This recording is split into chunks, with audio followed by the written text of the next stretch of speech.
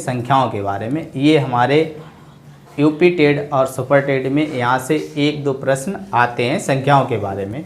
आइए इनका विवरण देखते हैं। संख्याएं, तो देखिए संख्याओं को 2 भागों में विभाजित किया जाता है। यहाँ पर पहली संख्या होती है वास्तविक संख्या। पहली संख्या होगी वास्तविक संख्या, और वास्तविक संख्याओं को ही कहते हैं रियल नंबर। वास्तविक संख्याएं, वास्तविक संख्याएं। दूसरी होती है संख्या काल्पनिक संख्याएं। काल्पनिक संख्याएं, काल्पनिक संख्याएं।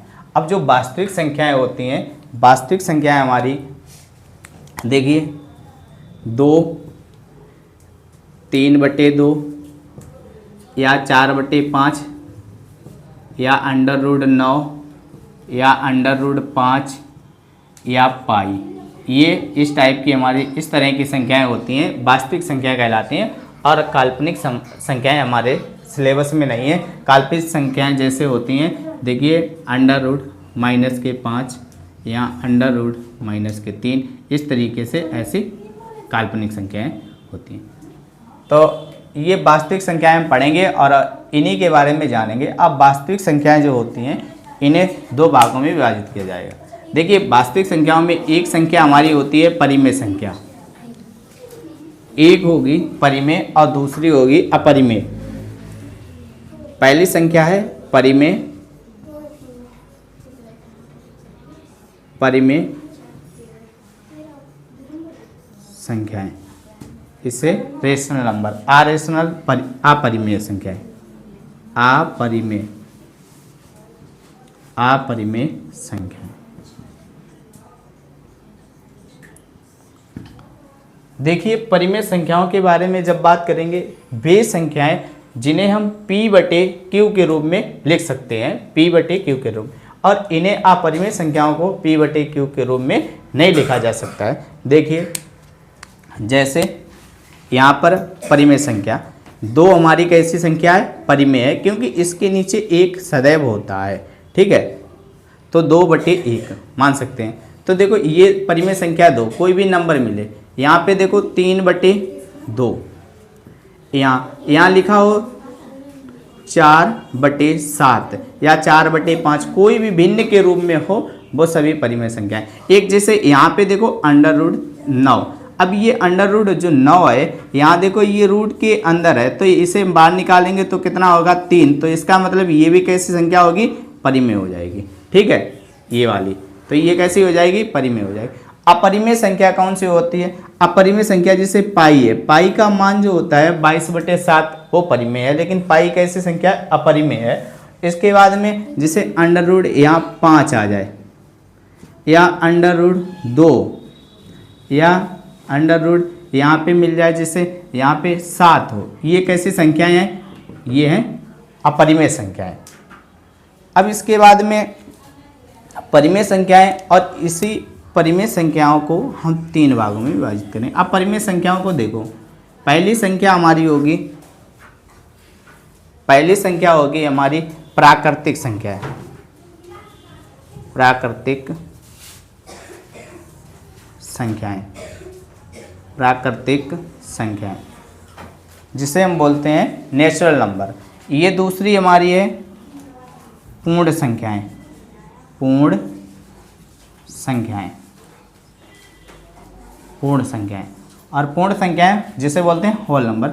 और ये तीसरी पूर्णांक संख्याएं, पूर्णांक संख्याएं, पूर्णांक संख्याएं, जिसे बोलते हैं पूर्णांक संख्याएं। अब पूर्णांक संख्याओं को बोलते हैं इंटीजर नंबर्स, ठीक।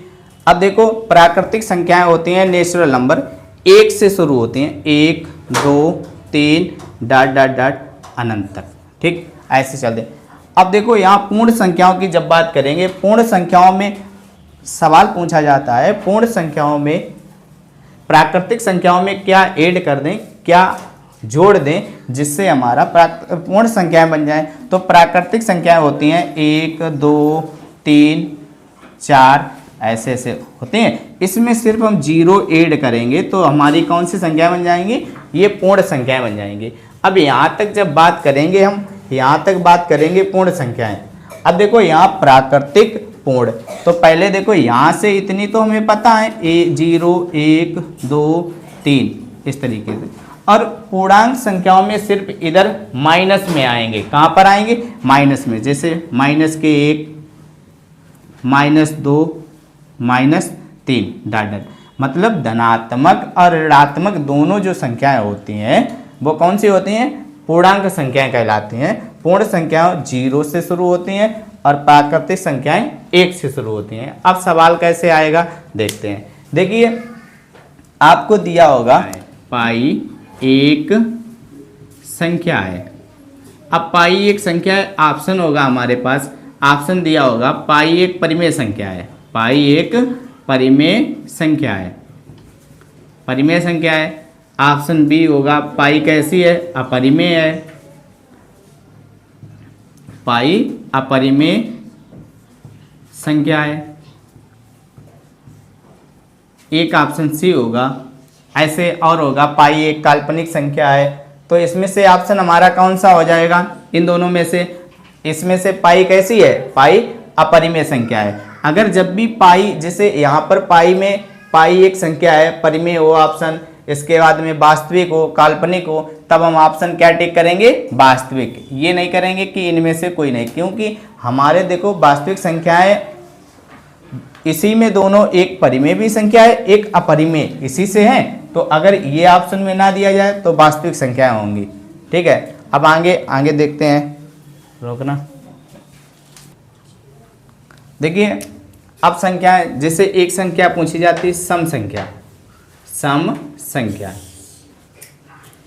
सम संख्याएं, विषम संख्याएं, विषम संख्याएं, विषम संख्याएं। इसके बाद में अभाज्य संख्याएं, अभाज्य संख्याएं,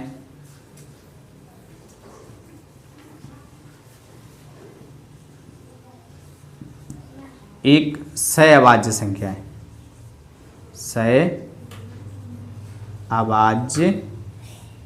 संख्याएं।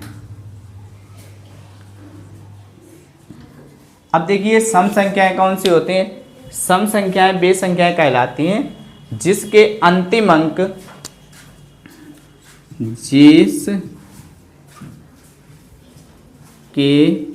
अंतिम अंक,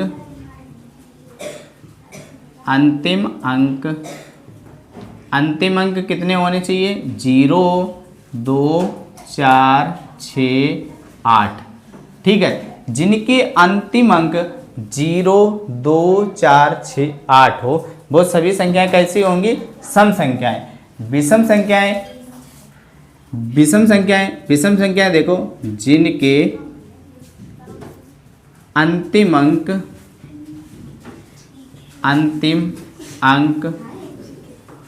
जिनके अंतिम अंक।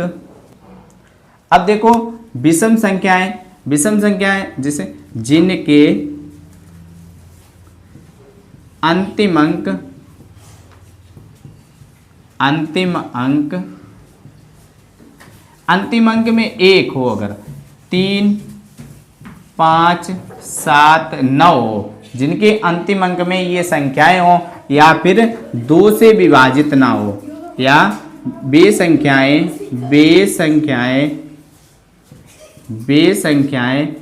जो 2 से पूर्णता विभाजित ना हो, विभाजित ना हो। अब देखो अभाज्य संख्याएं कौन सी कहलाती हैं, अभाज्य संख्याएं होंगी वे संख्याएं जो एक बार स्वयं से विभाजित हों, एक बार स्वयं से विभाजित हों, एक बार स्वयं से विभाजित हों। अब देखिए एक बार स्वयं से, तो सबसे छोटी संख्या कौन सी होगी? अगर बात की जाए जब सबसे छोटी अभाज्य संख्या कौन सी होगी, तो 2 होगी। कौन सी होगी? 2। अब प्रश्न इसमें सवाल पूछा जाता है, एकमात्र सम संख्या, एकमात्र सम संख्या, एकमात्र सम संख्या, सम संख्या जो अभाज्य हो। अब एकमात्र सम संख्या जो अभाज्य होगी, आंसर कौन सा होगा? 2। अच्छा, इसके बाद में देखिए यहाँ पे गलती कहाँ पे करते हैं, अगर पूछा जाए सबसे छोटी, सबसे छोटी विषम अभाज्य संख्या, सबसे छोटी विषम अभाज्य संख्या। अब सबसे छोटी विषम अभाज्य संख्या कौन सी होगी? सबसे छोटी विषम अभाज्य संख्या होगी 3। वैसे तो सबसे छोटी अभाज्य संख्या कितनी है? 2, लेकिन यहाँ पे प्रश्न पूछा गया सबसे छोटी विषम अभाज्य संख्या, तब 3 होगी, और एकमात्र सम संख्या जो अभाज्य हो तो 2 होगी।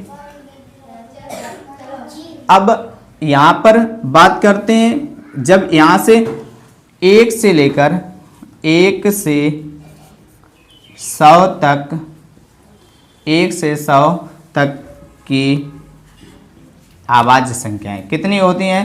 तो अभाज्य संख्याएं, तब हमारा आंसर होगा, अभाज्य संख्याएं, तब हमारा आंसर होगा 25। कितनी होती हैं? 25। 25। 1 से, अगर 1 से बात की जाए, 1 से 25 तक की अभाज्य संख्याएं, 1 से 25 तक की अभाज्य संख्याएं। अब 1 से अगर 25 तक की बात की जाएगी, 25 तक अभाज्य संख्याएं हमारी होंगी 9। 1 से 25 तक 9। अब यहाँ से 25 से 25 तो कोई अभाज्य संख्या नहीं है, तो 25 से अगर यहाँ 50 तक की बात करी जाएगी तब होंगी 6, और यहाँ 50 से 75 तक की बात की जाएगी तो हमारा आंसर होगा 6।